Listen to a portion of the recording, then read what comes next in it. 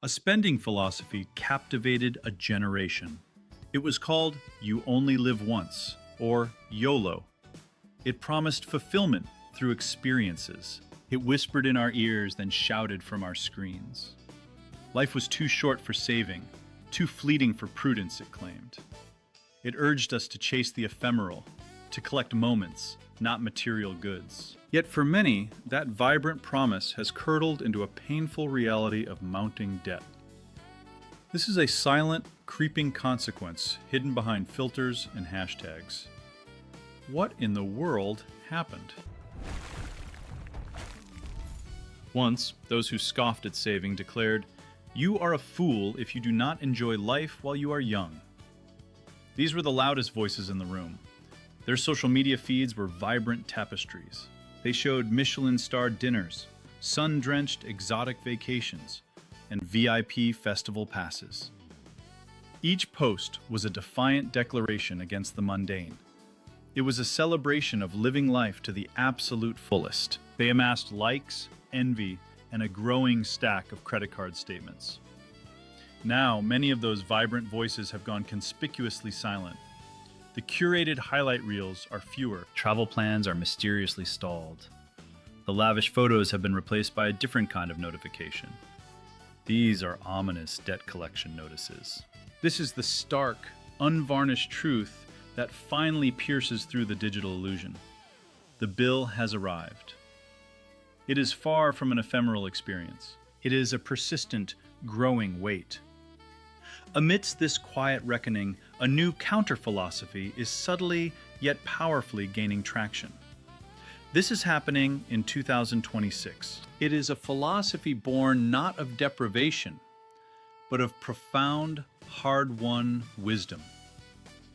It is called YONO. You only need one. This is not about cutting back to nothing. It is not about retreating into a cave of asceticism. Instead, YONO represents a strategic, conscious choice. It is about discerning between fleeting, heavily marketed desires and genuine, lasting sources of happiness and security. It means selecting that one truly impactful experience. It means choosing that one truly necessary item. It means finding that one truly valuable investment. It is about letting go of the rest of the noise. It is about reclaiming financial agency in a world that relentlessly pushes us to spend. To understand how we arrived here, let us rewind for a moment. Let us examine the economic winds that fueled the YOLO wildfire. Recall the mid-2010s to the early 2020s. This period, in retrospect, feels like an economic fever dream. It was an era largely defined by historically low interest rates. There was an almost bewildering abundance of credit. The Federal Reserve, alongside central banks globally, kept borrowing costs near rock bottom for years. This was ostensibly to stimulate economic growth after the 2008 financial crisis. It continued again during the 2020 pandemic. For the average person, this meant debt felt cheap. Saving, by contrast, felt almost pointless. Checking accounts offered paltry returns, perhaps 0.5% or even less. This environment created fertile ground for exuberance and risk-taking. If money was practically free to borrow, and savings were barely growing, why not spend it? Why not live for today? This was the perfect breeding ground for the YOLO mindset. It evolved beyond simple enjoyment. It became a sophisticated, almost righteous rationalization for consumerism.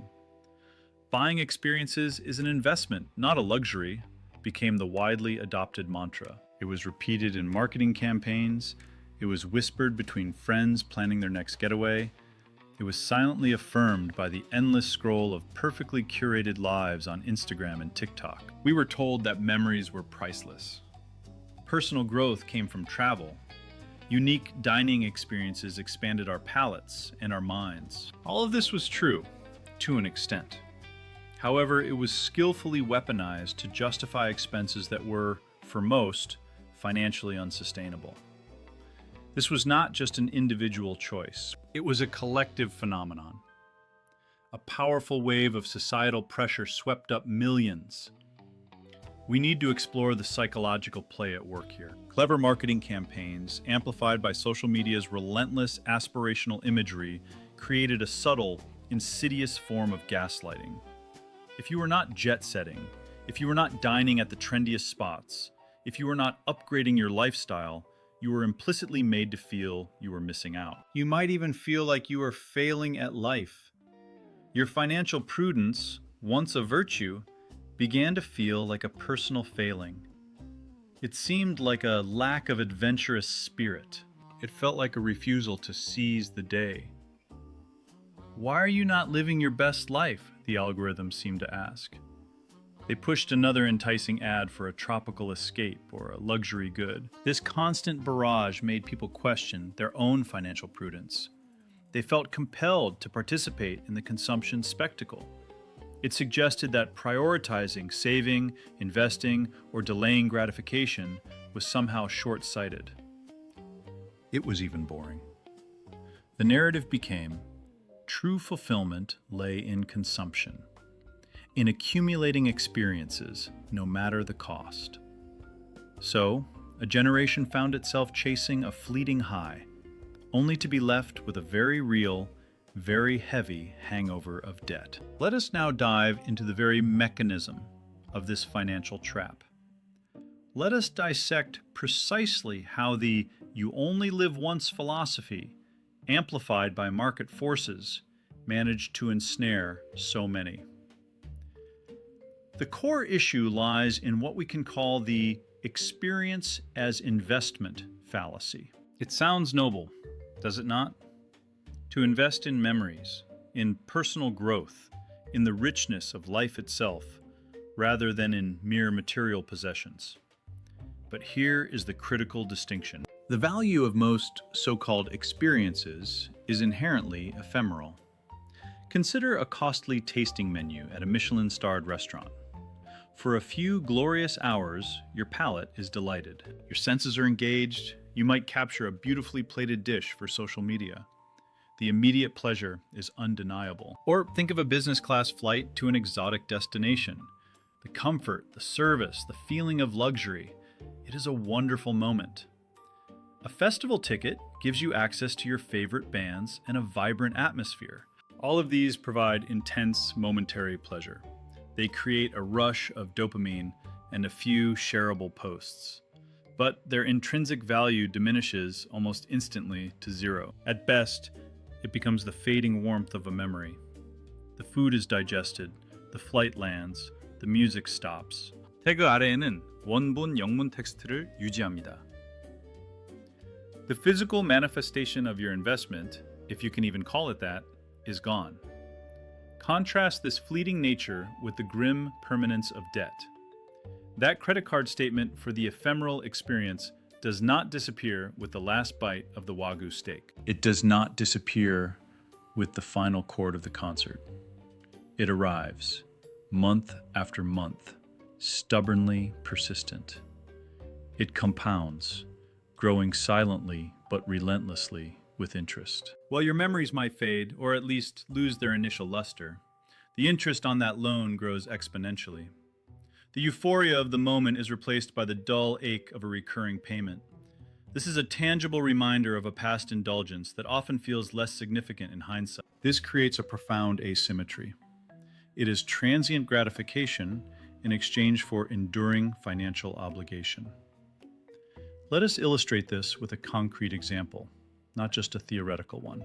Imagine someone, swayed by the allure of a certain lifestyle, spends $5,000 on a luxury designer bag. Perhaps it is a status symbol, a coveted item seen on influencers. The moment of purchase is thrilling. However, the value of that bag depreciates almost instantly. It is much like a new car driven off the lot. If you tried to resell it even a day later, you might lose 20% of its value immediately. With further wear and tear, that value continues to erode. Over 3 years, that $5,000 bag might be worth $3,000 or less, if you can even find a buyer. It is an asset that drains rather than retains value. Now, consider an alternative scenario. That same $5,000, instead of being spent on the bag, is invested in a broad market S&P 500 index fund. Assuming average historical returns, which over the long term have typically been around 8 to 10% annually, that $5,000 could potentially grow to over $6,000 or even more in just 3 years. This is not a guaranteed return, of course. However, it is a highly probable outcome based on decades of market data. The divergence from a single choice becomes stark: a depreciating asset versus a growing one. In this example, we are talking about a $4,000 difference or even greater within a mere 3 years. This stems from a single financial decision. This is not just $5,000 that is gone. It is $5,000 plus the opportunity cost of what it could have become. Multiply that across multiple, quote, experiences, the trips, the meals, the gadgets, and you begin to understand the true hidden cost of keeping up. Each YOLO moment, paid for with credit, was effectively an act of consuming future wealth and freedom for present, fleeting validation. This phenomenon did not happen in a vacuum. A confluence of structural factors enabled and amplified the YOLO boom. These factors made it almost inevitable for many. First and foremost were the incredibly low interest rates and the accompanying ease of credit. These defined the mid-2010s and early 2020s. The Federal Reserve, alongside central banks globally, kept borrowing costs near rock bottom for years. It kept benchmark interest rates near historic lows. For a significant period, rates hovered around 0.5% or even lower. The intention was to stimulate borrowing, encourage investment, and kickstart economic growth. However, for the average consumer, this translated into incredibly cheap debt. Credit card companies, with their own borrowing costs dramatically reduced, found it profitable to extend higher credit limits. They offered tantalizing 0% introductory rates and encouraged balance transfers. Personal loans became easier to obtain. Mortgages were historically cheap.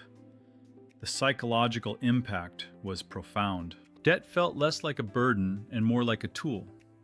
Why save when your checking account yielded next to nothing? Why delay gratification when borrowing was so inexpensive? This era also saw the meteoric rise of buy now, pay later, or BNPL services. Platforms like Affirm, Afterpay, and Klarna proliferated. They allowed consumers to split purchases into smaller, interest-free installments. This innovation, while seemingly convenient, further blurred the lines between cash and credit. It normalized immediate gratification. It made high-value purchases feel more manageable and less impactful. This was done by breaking them down into bite-sized payments. What many did not realize, however, was that these services encouraged spending beyond one's immediate means. This often led to multiple outstanding BNPL agreements. When combined, they created a significant deferred financial burden. The ease of access, the perceived lack of interest initially, and the instant gratification made BNPL a powerful enabler of the YOLO mindset. It subtly nudged consumers to spend more often. Secondly, the burgeoning startup and platform economy played a crucial, often predatory role. The same low interest rate environment that made debt cheap also fueled a massive surge of venture capital funding into tech startups. These companies, from food delivery apps to e-commerce platforms and travel sites, operated on a model of growth at all costs. Their primary goal was aggressive customer acquisition, not immediate profitability. This meant they were willing to burn through vast amounts of capital to subsidize consumer behavior. Food delivery apps, for example, offer deep discounts, free delivery, and generous cashback rewards. E-commerce platforms engaged in price wars, offering seemingly irresistible deals. Travel sites and platforms like Airbnb poured money into promotions and referral bonuses. Consumers felt like kings. They could order restaurant-quality food for less than cooking at home. They could get luxury items delivered with heavy discounts. This incentivized overspending. It was not because consumers necessarily needed more. Rather, it was because the perceived deals made it feel financially smart. I saved 50% on this takeout, so I can afford to order it again tomorrow. The hidden truth was that these companies were simply transferring venture capital money into consumer pockets. They did this to hook them on to a spending habit. This created an artificial sense of affluence. It made spending feel like a rational decision. Finally, and perhaps most insidiously, was the powerful and pervasive FOMO feedback loop, or fear of missing out. This was supercharged by social media. Instagram, TikTok, Facebook. These platforms became the ultimate amplifiers of aspirational living. People curated highlight reels of their lives. They showed sun-drenched exotic vacations, perfectly styled homes, Michelin-starred dinners, luxury purchases, and exclusive events. These carefully filtered and often exaggerated portrayals created a false sense of a, quote, higher average lifestyle. It seemed everyone else was living their best life. They were constantly traveling, constantly upgrading, constantly experiencing. This relentless visual barrage created immense psychological pressure. If you were not participating, you felt left out, inadequate, or even a failure. This, in turn, pressured individuals to overextend themselves. They took on debt for experiences they could not truly afford. They did this simply to keep pace. They sought that fleeting external validation in the form of likes and comments. It was a dopamine-driven consumption cycle. The thrill of the experience itself was often secondary to the thrill of posting about it and receiving social affirmation. This self-perpetuating loop meant that spending fueled social validation. This in turn encouraged more spending. It trapped millions in a cycle of comparison and consumption. Social media was like looking through a funhouse mirror. It only showed the best, most extravagant versions of everyone's lives. It made your own seem inadequate by comparison. It pushed you to measure up. Then, the music stopped. The era of cheap money came to a crashing halt, and a harsh course correction began.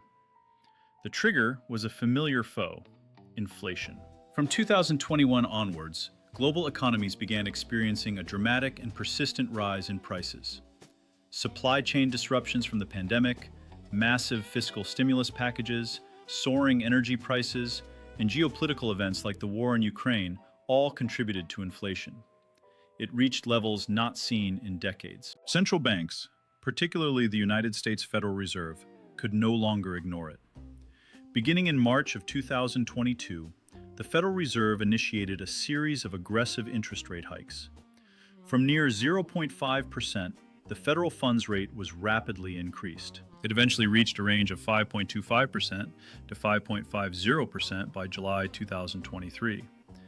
This was one of the fastest and most dramatic tightening cycles in history. Global central banks quickly followed suit, making the cost of borrowing significantly more expensive worldwide. This dramatic shift transformed what many had perceived as manageable debt into crushing burdens. For consumers carrying credit card balances, the impact was immediate and severe.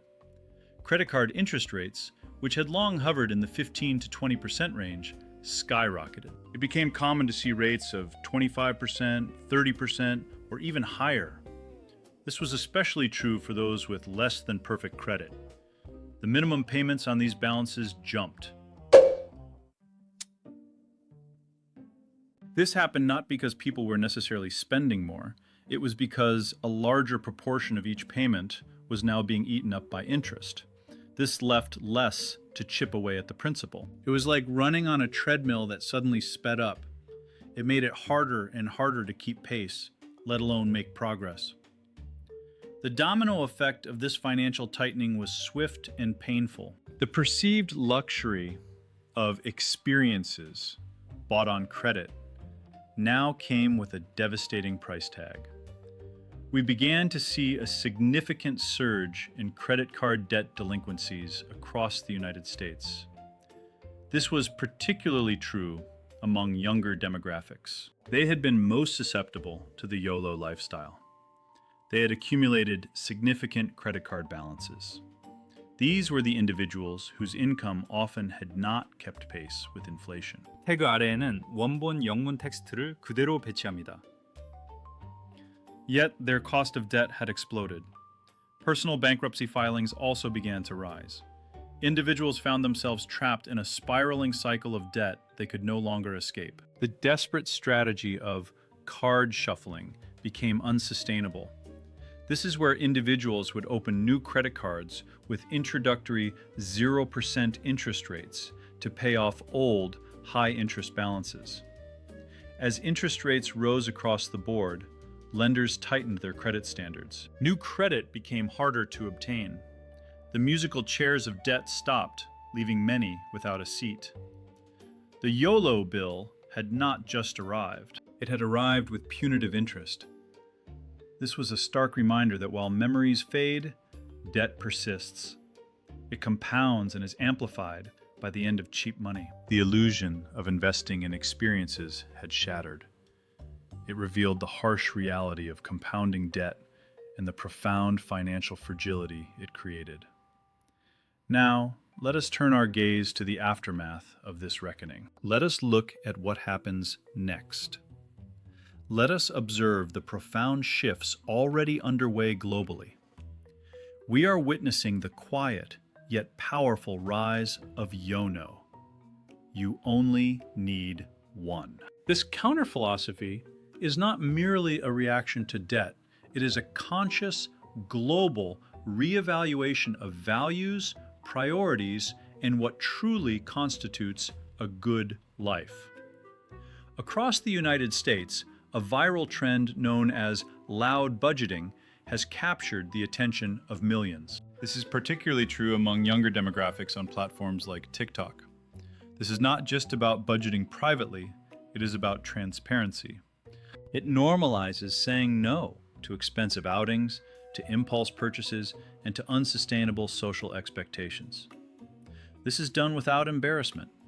Instead of whispering, "I cannot afford it," people are proudly declaring, "That is not in my budget right now," or "I am loud budgeting this month." This collective declaration is a powerful antidote to the shame and secrecy often associated with financial struggles.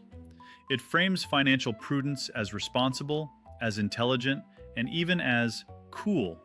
It fosters a sense of community. It allows individuals to push back against the pressure to spend. It helps them to openly prioritize their financial health.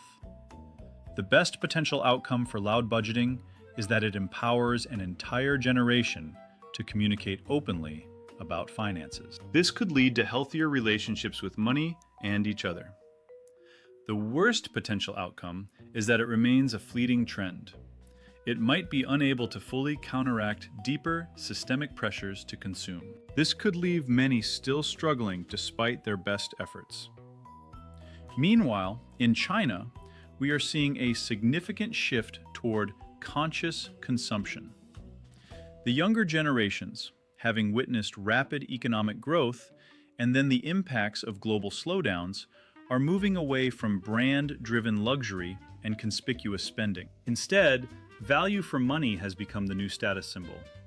Platforms like AliExpress and Temu, which offer ultra-low-cost goods directly from manufacturers, are experiencing explosive growth. This is not just about being cheap. It is about smart frugality. It is about maximizing utility and minimizing waste. It is a calculated rejection of the inflated prices and status symbols that once dominated consumer desires. The ability to find a high-quality, practical item for a fraction of the traditional cost is celebrated. For China, this shift could lead to a more resilient domestic economy. It would be focused on fundamental value, reducing reliance on luxury imports. However, A worst-case scenario could see a race to the bottom in terms of product quality and labor standards. This could potentially impact global supply chains and economic fairness. And in Japan, a phenomenon that has been quietly developing for decades, the Satori generation, is particularly relevant. This enlightened generation grew up amidst a prolonged period of low growth and deflation. They prioritize modest living, minimal possessions, and a profound rejection of conspicuous consumption. For them, minimalism is not a fad or an aesthetic. It is a pragmatic survival strategy. It was forged in an era of economic uncertainty. They derive satisfaction from experiences that are simple, sustainable, and deeply personal. This is rather than from material accumulation or external validation. They have redefined success not by what they own, but by their freedom from debt and their quality of life. The best potential outcome for Japan is continued societal stability. It includes a focus on well-being over economic metrics. The worst potential outcome is that this trend, if taken to an extreme, could further contribute to deflationary pressures and slow economic growth.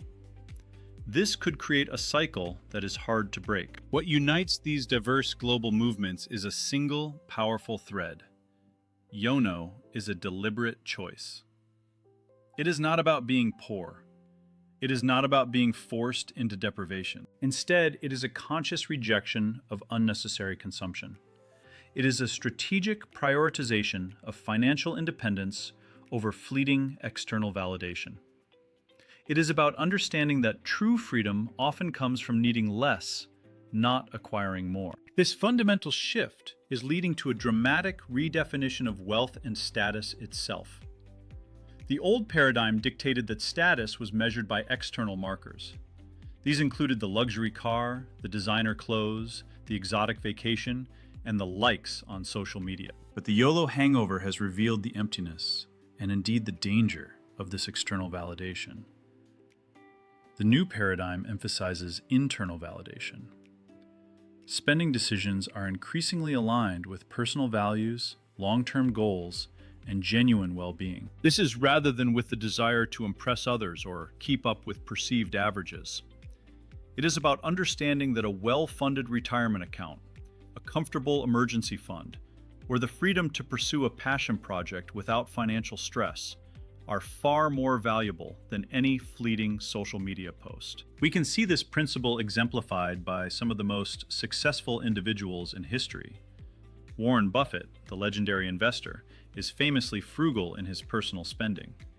He still lives in the same modest home he bought decades ago. Steve Jobs, the visionary co-founder of Apple, was known for his minimalist wardrobe and ascetic lifestyle.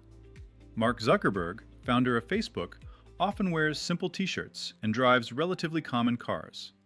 These individuals, who command immense wealth and influence, understand that true wealth means owning their time and mental energy. They focus on impactful work and life experiences. This is rather than managing an ever-growing collection of possessions or chasing external approval. For them, minimalism is not a limitation. It is an amplification of their ability to focus on what truly matters.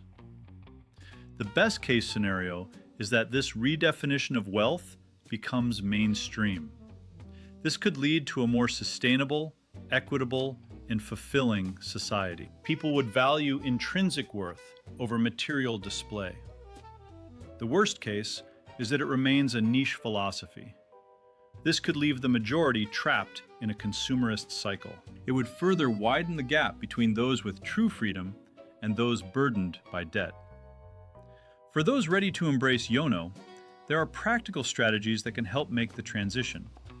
One effective method is visual blockage, or a digital detox. Our phones and screens are constant conduits for consumption triggers.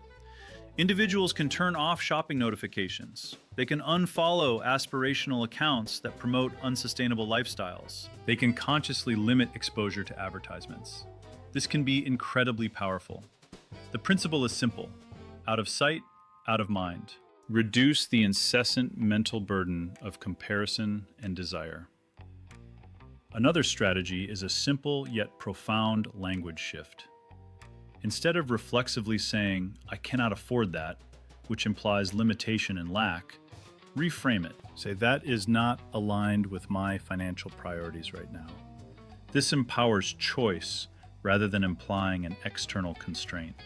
It shifts the narrative from scarcity to agency. It shifts it from being a victim of circumstances to being the architect of your financial future. Consider asset shifting. This involves a strategic mindset change. It moves from being a pure consumer to a part owner of the entities that provide the experiences you enjoy. Instead of making frequent, costly trips to a popular coffee chain, an individual might consider investing in that company's stock. This would be if it aligns with their broader financial goals. Instead of always going to amusement parks, some might choose to invest in the entertainment companies that own and operate them. This is not specific financial advice to buy particular stocks. Rather, it is a conceptual shift. Investors might consider watching companies focused on long-term value creation. They should consider how they can participate in that growth. This is rather than just being a continuous outflow of funds. This transforms spending into a potential investment. It makes you a participant in the economy's growth. You are no longer solely its engine of consumption. Finally, remember that you are not alone in this journey. The rise of online communities dedicated to no-spend challenges, frugal living, and debt-free journeys provides invaluable support and accountability. Sharing experiences, tips, and struggles with like-minded individuals can create a powerful network. This network reinforces positive financial habits and helps you stay on track.